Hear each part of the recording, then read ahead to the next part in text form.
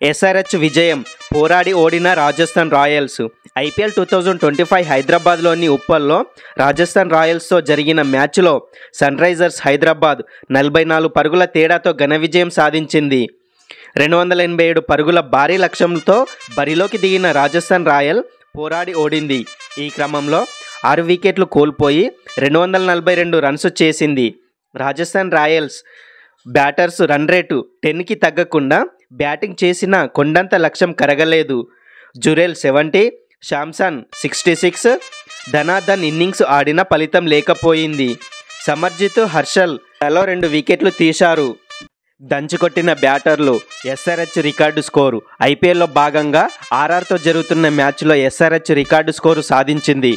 బ్యాటర్లు పెను విధ్వంసం సృష్టించడంతో 20 ఓవర్లలో 286 రన్స్, 6 వికెట్స్ పరుగులు చేసింది.